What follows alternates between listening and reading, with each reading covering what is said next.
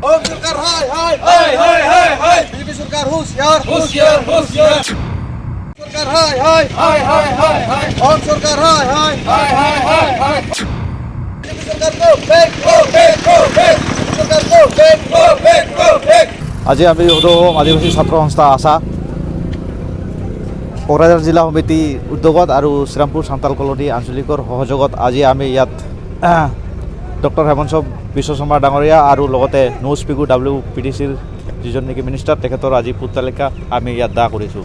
আজি সঁচাকৈ আমি বৰ দুখিত হৈছোঁ কিবা হৈছোঁ আজি যে যিহেতু তেখেতসকলে আমাক চাহ জনগোষ্ঠী হিচাপে তেখেতসকলে যে আমাক নামাকৰণ কৰিবলৈ বিচাৰি আছে এইটো আমি কেতিয়াও নুশুনো নুবুজো আৰু নামানো। এইটো আমি ধিক্কাৰ দিছোঁ গৰিহণা দিছোঁ আৰু আমি এইটোৱে ক'ব বিচাৰিছোঁ এছ এ ষ্টুডেণ্ট অৰ্গেনাইজেশ্যন যে তেখেতসকলে যিহেতু ডক্টৰ হেমন্ত বিশ্ব শৰ্মা তেখেতৰ নামৰ আগত ডক্টৰ লিখে বা আমাৰ নৌ স্পীকাৰ ডাঙৰীয়া তেখেত মিনিষ্টাৰ হৈ বুলি আমি এছ এ ষ্টুডেণ্ট অৰ্গেনাইজেশ্যন হৈ আমি এইটোৱে ক'বলৈ বাধ্য হৈছোঁ যে তেখেতসকল চাগে যোগ্য নহয়, কিয়নো আমাৰ সংবিধান আছে। সংবিধান মতে আমি যদি চাওঁ আজি আৰ্টিকেল ভাৰতৰ সংবিধান যিটো চাওঁ আমাৰ আৰ্টিকেল 15ত স্পষ্টকৈ লিখা আছে তাতে যাতে কোনো মানে নো ষ্টেট অৰ চেণ্ট্ৰেল গভৰ্ণমেণ্ট অৰ এনি আদাৰ পাৰ্চন কেন ডিছক্ৰিমিনেট এগেইনষ্ট কাষ্ট।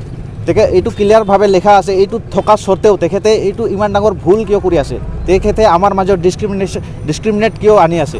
আমি সেইকাৰণে আমি আজি তেখেতসকলৰ মানে পত্ৰিকা আমি দাহ কৰিবলৈ বাধ্য হৈছোঁ আৰু গণতান্ত্ৰিকভাৱে তেখেতসকলৰ যোনটো নেকি আজি প্ৰবঞ্চনা আমাক আদিবাসীসকলক কৰি আছে এছে চাহ জনগোষ্ঠী হিচাপে তেখেতসকলে আমাক নামকৰণ দিবলৈ যোনটো বিচাৰি আছে এইটো কেতিয়াও গ্ৰহণযোগ্য হ'ব নোৱাৰে আৰু আমি কেতিয়াও মানি নলওঁ। আমি সংবিধান হিচাপে আজি যদি চাওঁ আমি এজ পাৰ যদি মানে পজিটিভ ৱেত যদি আমি চাবলৈ যাওঁ এইটো কোনো ধৰণৰ মানে কথাই আহিব নোৱাৰে যে আজি আপোনালোকে সংবিধান যদি চাই আজি আউট অফ ষ্টেট আমাক ক'বলৈ গ'লে আমাক সুকীয়াভাৱে আমাক আদিবাসী হিচাপে আমাক নামাকৰণ আছে বা আমি সুকীয়াভাৱে আদিবাসী হিচাপে আমি পৰিচিত হওঁ, কিন্তু আমি ভাৰতৰ নাগৰিক হৈ এইখন দেশতে এইখন নাগৰিক আজি দুটা ধৰণৰ নামাকৰণ তেখেতে কোনটো আধাৰত কোনটো আইনৰ আধাৰত তেখেতসকলে আজি আমাক নামাকৰণ দিবলৈ বিচাৰিছে এইটো বৰ দুখ লগা বিষয় আৰু বৰ তাৎপৰ্যপূৰ্ণ বিষয় বুলি আমি ভাবোঁ।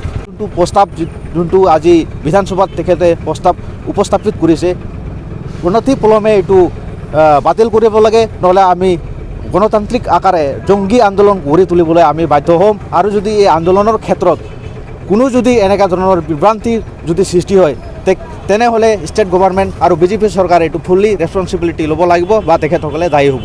সেয়ে মই এইটো কৈ মোৰ বক্তব্য ইয়াতে সামৰিছোঁ। ধন্যবাদ। মোৰ নাম কৰ্ণেলিয়াছ হাঁসদা, মই কোকৰাঝাৰ ডিষ্ট্ৰিক্টৰ ভাইচ প্ৰেচিডেণ্ট আছাৰ ভাইচ প্ৰেচিডেণ্ট হওঁ।